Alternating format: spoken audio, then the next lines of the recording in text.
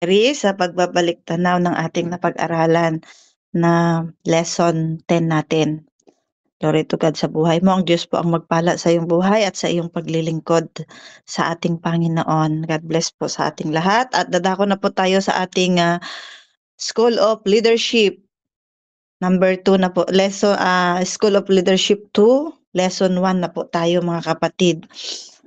Sana yung aking record. So yung focus po natin dito, nung una, yung lesson 1 natin, yung focus po natin doon is about spiritual growth and foundation in Christ. Yun po yung focus ng ating mga pinag-aralan mula lesson 1 hanggang lesson 10. Ngayon naman po sa ating School of Leadership number 2, lesson 1 hanggang 10, yung focus po natin dito ay about sa discipleship or disipulo, about sa character natin, and then building and ministry service. Yung i-build po natin, patatagin ang ministeryo po natin. Yun yung focus ng ating pag-aaralan, yung 10 lessons natin. Diyan tayo magpo-focus, yung mga discipleship, character, building, and ministry service.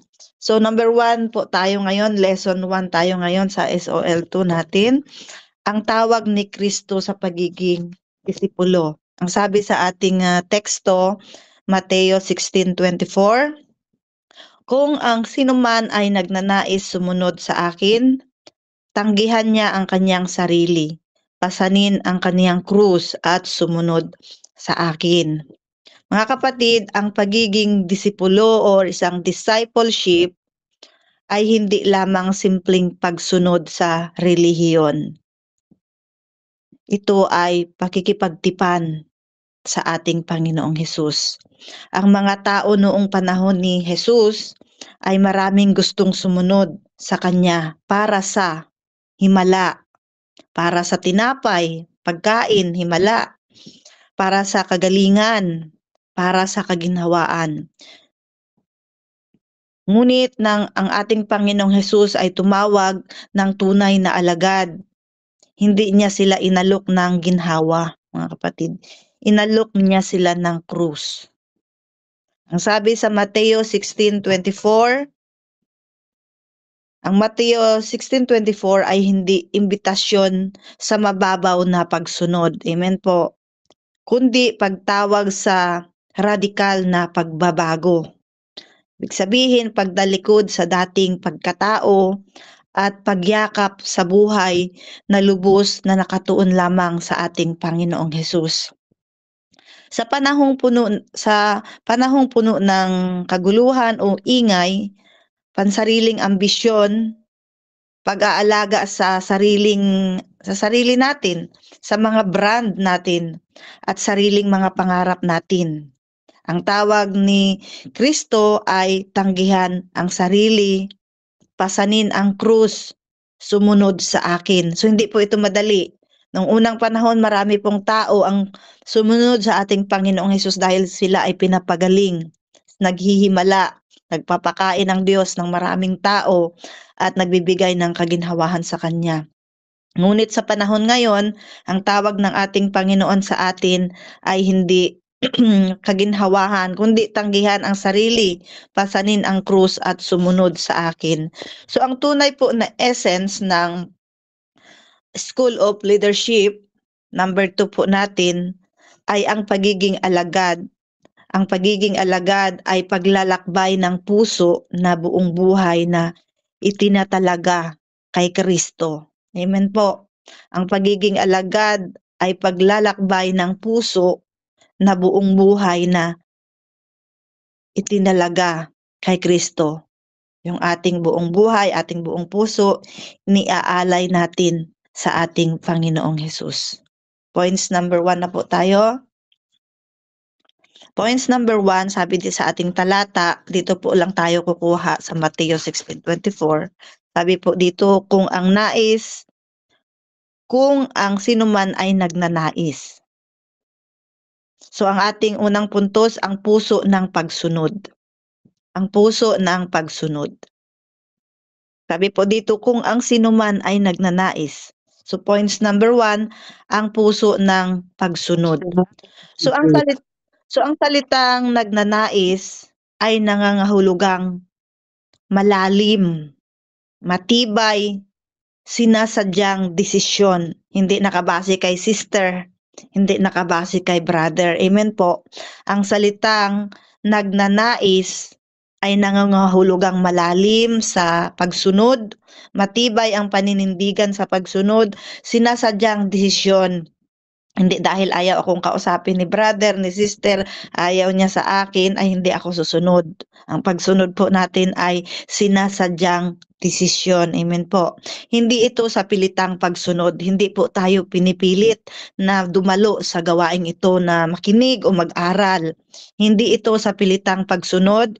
Ito ay paghahangad na sinasabayan ng kusang loob na sa pagyakap sa kalooban ng Diyos. Pagyakap po ito sa kalooban ng Diyos. Tandaan po natin yung atin pong focus dito is character. Character natin as a discipleship. Kaya medyo palalim tayo po ng palalim. Mag-build po tayo ng ating ministry service. Yung mga ministries po natin sa gawain ng Panginoon, pinapatatag po natin. Yun yung focus natin sa 10 lessons. Kaya medyo malalim po yung ating mga pinag-uusapan ngayon, mga kapatid. Hindi po ito personalan. Amen po mga kapatid, ha?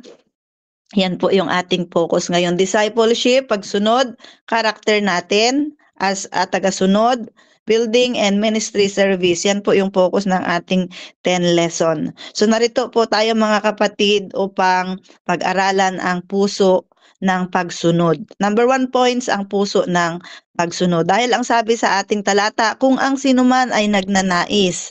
So kung sino man ang nagnanais, siya po ay nagdidesisyon. Hindi po ito sa pilitang pagsunod. Ito po ay paghahangad na sinasadya, kusang loob na yakapin ang kalooban ng Diyos. Awit 27 verse 4, isang bagay ang aking hinahangad. Ang tunay na alagad ay may isang hangarin lamang sa kay Kristo. Awit 27:4. Ang example po natin dito ay matatagpuan sa Lucas 10:38 hanggang 42. Lucas 10:38 hanggang 42. Example po natin dito si Maria sa paanan ng ating Panginoong Hesus. Ibang-iba po si Maria, ibang-iba siya kay Marta na kanyang kapatid. Pinili niya ang mas mabuting bahagi. Ito po ang larawan ng alagad na may tamang hangarin. Amen po. Pinili niya ang mas mabuting bahagi ng kanyang pagsunod. Ito po ang larawan ng alagad na may tamang hangarin. Nais lamang niyang mapalapit sa ating Panginoong Hesukristo. Paano po natin ito magagawa sa ating buhay? So ano po ang pinakamahalaga sa ating puso? Ano po ang pinakamahalaga sa puso mo? Pangarap, ambisyon, pagkilala ng tao sa atin? Ang unang hakbang ng pagiging alagad ay pagsusuri ng motibo natin. Ang totoong pagsunod ay nagsisimula sa pagmamahal at hindi sa obligasyon. Amen po mga kapatid. Yan po yung application natin. Ano ang pinakamahalaga sa puso natin? Yung pangarap ba natin? Yung ambisyon ba natin? Yung makilala ba tayo ng tao? Hindi po. Kundi ang unang hakbang ng pagiging alagad ay pagsuri ng motibo. Ang totoong pagsunod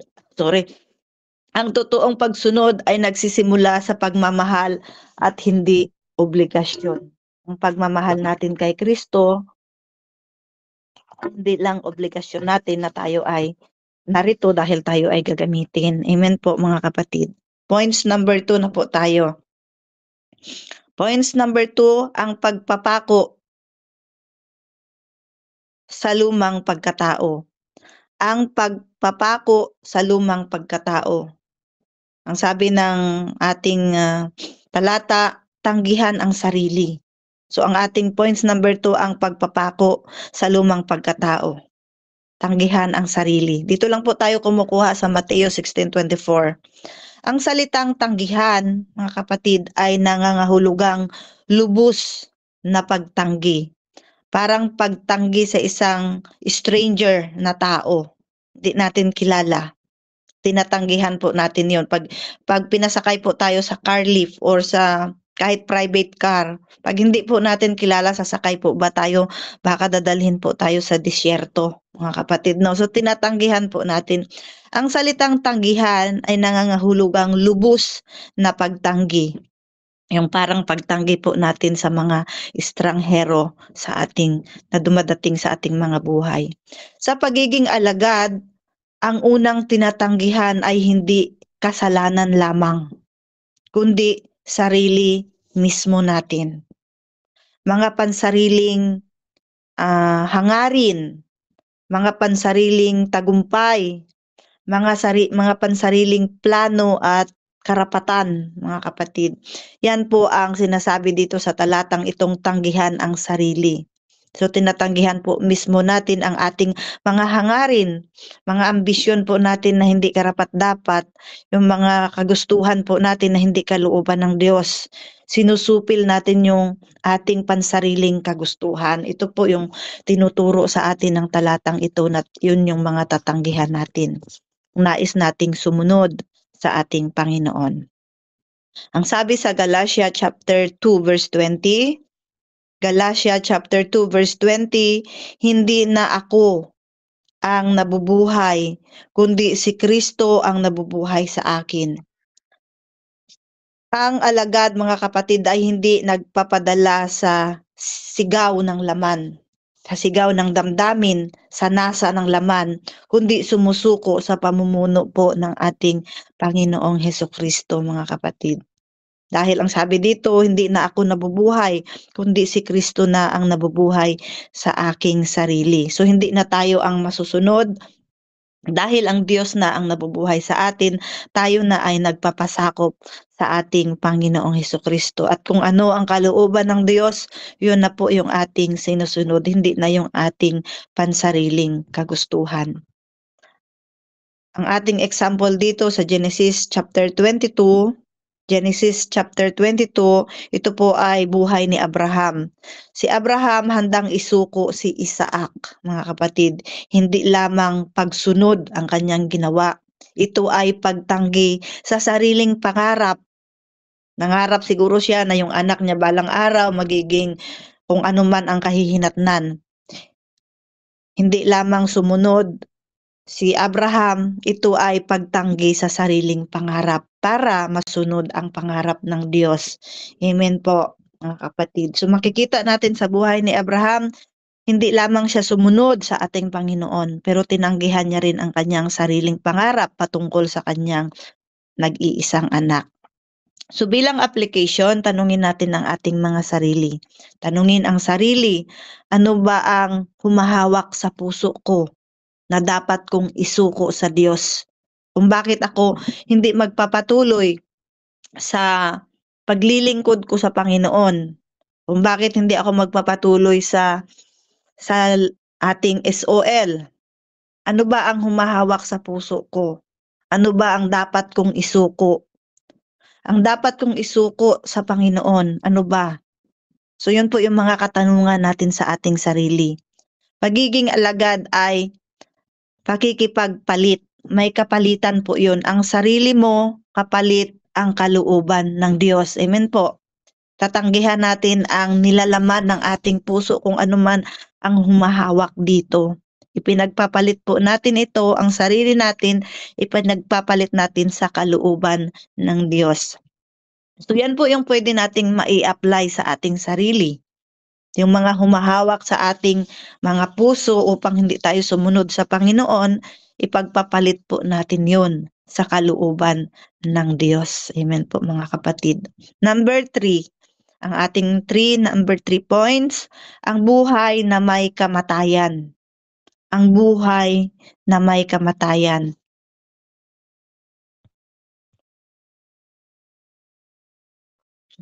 Number 3, ang buhay na may kamatayan. Sabi sa ating Mateo 16:24, pasanin ang kanyang krus.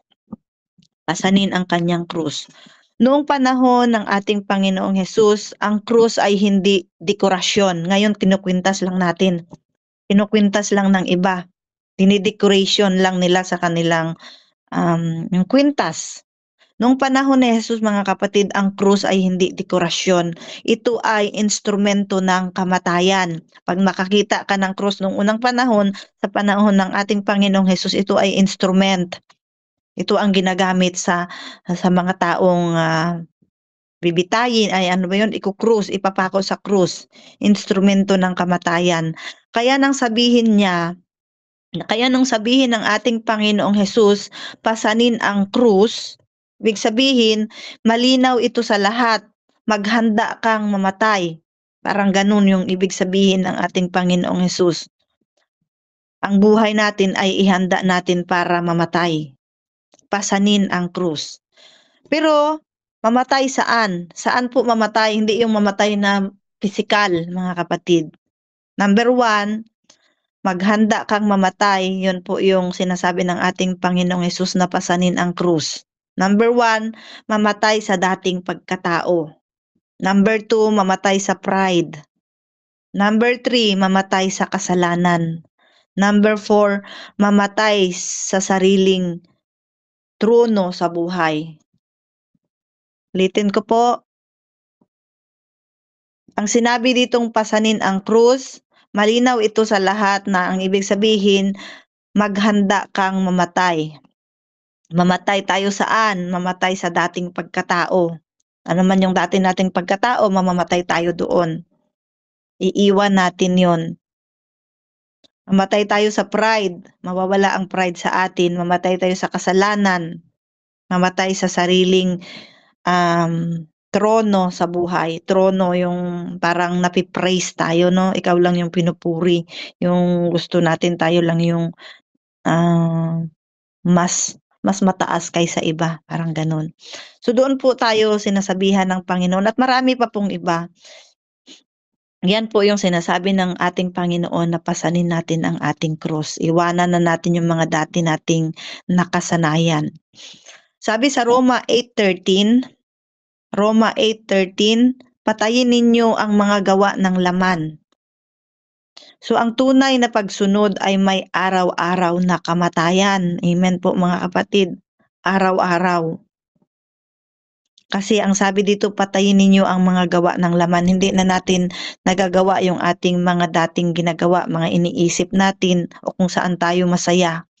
Kundi nilalabanan po natin yon, ipinagpalit po natin sa ating Panginoon. So ang tunay na pagsunod ay may araw-araw na kamatayan. Sample po natin dito sa 1 Corinthians 15:31. 1 Corinthians 15:31. Ito po ay ang buhay ni Apostol Pablo. Apostol Pablo, araw-araw akong namamatay, sabi niya. Araw-araw akong namamatay. Hindi lamang siya naglilingkod, mga kapatid. Hinayaan din niyang maubos siya. Kumbaga, maubos ang kanyang sariling hangarin para sa layunin ng ating Panginoong Hesukristo.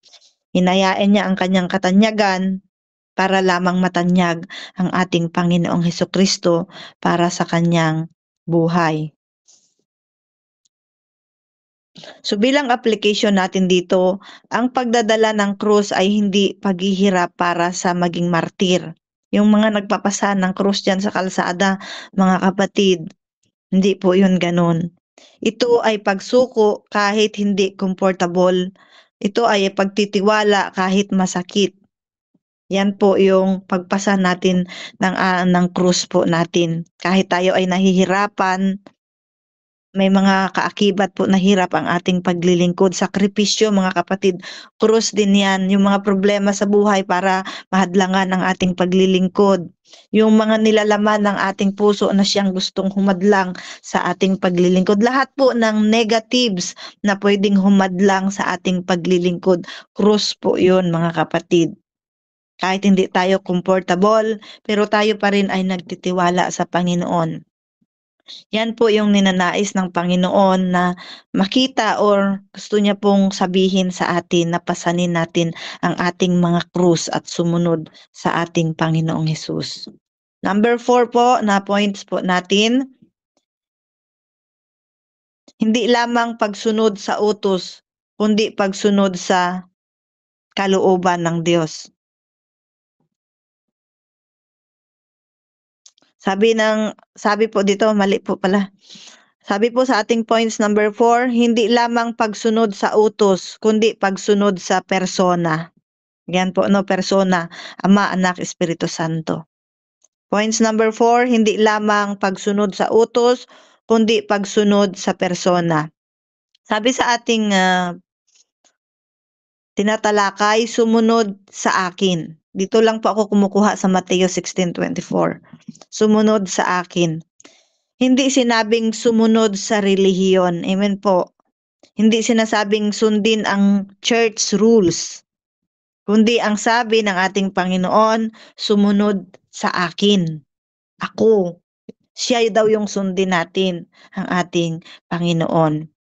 Ito po ay relasyon, mga kapatid, ang pagsunod natin sa ating Panginoon. Ito ay relasyon, hindi ritual, mga kapatid. Ito ay paglalakbay, mga kapatid. Araw-araw na papaglalakbay natin yung ating pagsunod sa Panginoon. Sabi ng Panginoon, sumunod sa akin. Kung sino man ang nagnais sumunod sa akin, pasanin ang krus. Kanyang krus at sumunod sa akin. So, ang pagsunod po natin sa Panginoon ay yung relasyon po natin sa ating Panginoong Hesus, mga kapatid. Ito po ay araw-araw nating journey, araw-araw nating paglalakbay kasama ang ating Panginoong Hesus. Kapag tayo ay naglalakad sa kalsada, o kung saan man tayo pupunta, nagluluto o anuman, andyan yung Panginoon sa tabi natin. Yun po yung paglalakbay natin araw-araw. Ang sabi sa John chapter 10:27, John chapter 10:27, nakikinig ang aking mga tupa sa aking tinig at sila ay sumusunod sa akin. Ang alagad ay nakikilala ang tinig ng tagapagpastol. So kapag ang ating Panginoon, ang ating pastol, tayo po ay nakikinig. Ang sabi po nung isang pastor, mga kapatid na nagdi-discipleship, ako, sabi niya ganun, minsan minsan yung pastor siya, sabi niya sa mga tao. Minsan hindi siya pastor, tagapagturo lang siya. Kasi kung pastor nyo ako o pastol nyo ako, sinusunod nyo ako. Hindi lahat sumusunod sa akin, sabi niya. Hindi daw lahat ng pinapastulan niya o pinapastoran niya sumusunod sa kanya. Kaya hindi daw siya pastor sa kanila, kundi tagapagturo lang siya, preacher lang siya. Ako, sabi niya, preacher lang ako sa inyo. Kasi hindi lahat ng sinasabi ko, sinusunod ninyo. So kung ang ating Panginoong Hesus, ang ating pastol, mga kapatid, dapat sinusunod po natin siya, mga kapatid. Kaya yan lagi nating tandaan, ang Diyos lang po ang dapat nating susundin, mga kapatid, dahil siya ay banal at tapat, mga kapatid. Siya ang pinakamagandang example na pwede nating sundin. Amen po, mga kapatid. Ang sabi sa Mateo 4 verses 18 to 22. Mateo chapter 4 verses 18 to 22. Ito po yung mga unang mga alagad. Iniwan nila ang lambat nila. Iniwan nila ang ama nila. Iniwan nila ang hanap buhay nila. Hindi sila sumunod sa idea lang ng iba, kundi sumunod sila sa persona ng ating Panginoong Hesukristo. Amen po, mga kapatid. So dito po sa ating application, araw-araw tanungin po natin ang ating mga sarili. Jesus, saan mo ako inaanyayahang sumunod ngayon? Panginoong Jesus, saan mo ba ako inaanyayahang sumunod sa iyo sa araw na ito? Ito ay patuloy na ating paglalakbay, mga kapatid. Ito po ay one-time decision natin na sumunod sa ating Panginoong Hesus. So yun po yung mga katanungan natin sa ating Panginoong Hesus. Pwede po natin siyang tanungin through our prayers o kahit hindi ka man nagdadasal pero nakikipag-usap ka sa Panginoon. Ano ba yung kalooban mo sa akin, Lord, sa araw na ito? Ano ba yung gusto mong mangyari? Mga gano'n na katanungan, mga kapatid, pwede po nating tanungin yung ating mga nararamdaman or ating mga naiisip, pagdududa natin sa ating mga sarili, pwede po nating tanungin ang ating Panginoon. At kapag hindi po natin nauunawaan, tayo po ay magdasal. At kapag natapos na po tayong magdasal, mararamdaman po natin ang kagaanan ng ating mga puso, mga problema na ating pinagdadaanan. So yan po yung application natin. Araw-araw tanungin natin ang ating Panginoong Hesus. Tanungin natin kung saan niya tayo gustong dalhin. Kung saan niya tayo inaanyayahan sa araw na ito. So bilang encouragement sa atin mga kapatid, ang pagiging alagad ay hindi madaling landas, hindi madaling daan. Ngunit ito ang pinakamakapangyarihang buhay na maaaring maranasan ng tao. Kasama mo si Kristo sa bawat hakbang ng iyong buhay. May direksyon ang bawat desisyon mo. May layunin ang bawat luha mo sa iyong pananalangin. May kalakasan sa bawat panghihina natin. Ang higit sa lahat, may buhay na walang hanggan na inihanda ang ating Panginoong Hesus. So ang pagiging alagad ay hindi madaling lakbayin mga kapatid. Ngunit ito ay pinakamakapangyarihang buhay. Number 1, pinakamakapangyarihang buhay na maaaring maranasan ng tao. Number 1, kasama mo si Kristo sa bawat hakbang. Yan, shortcutin lang natin mga kapatid para madali nating maunawaan at maisulat. Bilang encouragement, pinakamakapangyarihang buhay na maaaring maranasan ng tao. Pinakamakapangyarihang buhay na maaaring maranasan ng tao. Bilang encouragement po ito sa atin. Number 1, kasama mo si Kristo sa bawat hakbang. Number 2, may direksyon ang bawat desisyon. Number 3, may layunin ang bawat luha. Number 4, may kalakasan sa bawat panghihina. Number 5, higit sa lahat mga kapatid, wag mo nang isulat ang higit sa lahat, okay? Number 5, may buhay na walang hanggan na inihanda. Number 5, may buhay na walang hanggan na inihanda. Amen po. So may makapangyarihang buhay na maaaring maranasan ng tao. Kasama mo si Kristo sa bawat hakbang. May direksyon ang bawat desisyon. May layunin ang bawat luha. May kalakasan sa bawat panghihina. May buhay na walang hanggan na inihanda.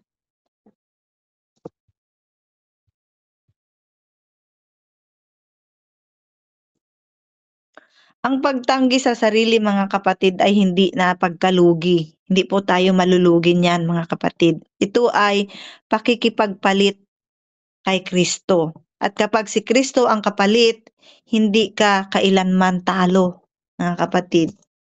Ulitin ko po, ang pagtanggi sa sarili ay hindi pagkalugi. Ito ay pakikipagpalit kay Kristo. At kapag si Kristo ang kapalit, hindi ka kailanman talo. Amen po, purihin ang ating Panginoon. Dito na po tayo dadako sa ating conclusion. Ang ating conclusion po, ang tawag na hindi dapat ipagliban. Ang tawag na hindi dapat ipagliban. Sa Mateo 16:24, si Jesus ay hindi nagtanong. Nagbigay siya ng imbitasyon, mga kapatid. Imbitasyon na pinakamalalim na paglalakbay. Ang paglalakbay ng isang alagad na buong buhay na sumunod sa Panginoon. Nag-imbita po ang ating Panginoon sa mga alagad. Ito po ay buong buhay na pagsunod hanggang sa kanilang kamatayan. Hindi kailangang maging perpekto. Lagi po nating inuulit-ulit or lagi po nating naririnig. Hindi kailangang maging magaling. Kailangan lang ay puso na handang sumunod. Amen po. Sa araw na ito, muli tayong tinatawagan ng ating Panginoong Hesus. Sa araw na ito, muli kang tinatawagan ni Kristo. Anak, halika, sumunod ka sa akin. Amen po. Yan po yung panawagan ng talatang ito, Mateo 16:24. Anak, halika, sumunod ka sa akin. Hindi kailangang maging perpekto ka, hindi kailangang maging magaling ka. Ang kailangan lang ay ang puso na handang sumunod sa ating Panginoong Hesus. Purihin po ang ating Diyos na buhay at balikan po natin ang ating points number 1 para po sa mga nagtitake note dyan. Amen.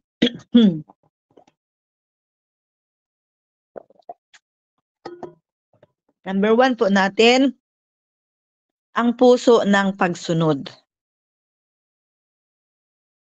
Yun po yung sa talata natin, ang sinasabi doon, kung ang sinuman ay nagnanais. Yun po, kung ang sinuman ay nagnanais. Baka naguluhan po kayo, no? Hindi ko na yun babanggitin. Points na lang tayo. Points number 1, ang puso ng pagsunod. Ating supporting verse dito, Awit 27 verse 4. Awit 27 verse 4. Ang ating example, Lucas 10:38 hanggang 42. Lucas chapter 10 verses 38 to 42.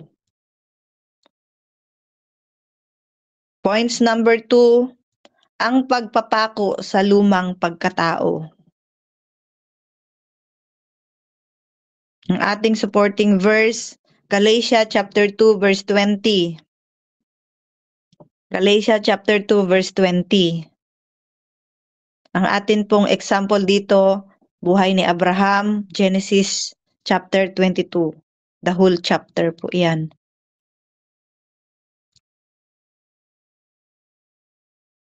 At ang ating points number 3, ang buhay na may kamatayan.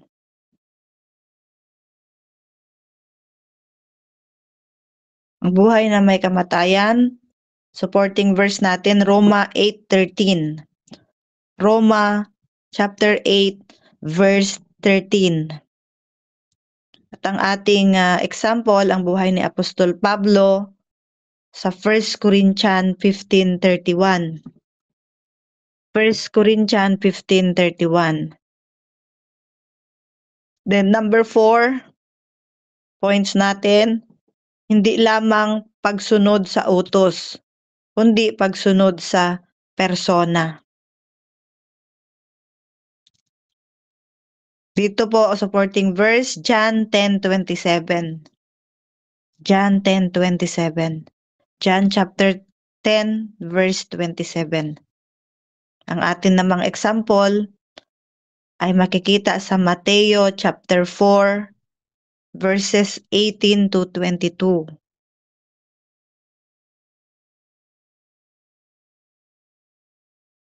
Yan lang po, no?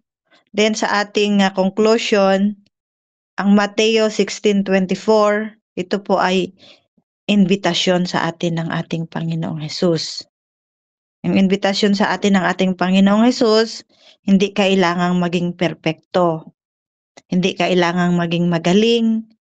Kailangan lang ay puso na handang sumunod. At sa araw na ito, muli tayong tinatawagan ng ating Panginoong Hesus ayon sa talatang ito. Anak, halika, sumunod ka sa akin. Amen po. Hindi lang po sa araw na ito, sa araw-araw po ng ating buhay. Tayo po ay manalangin.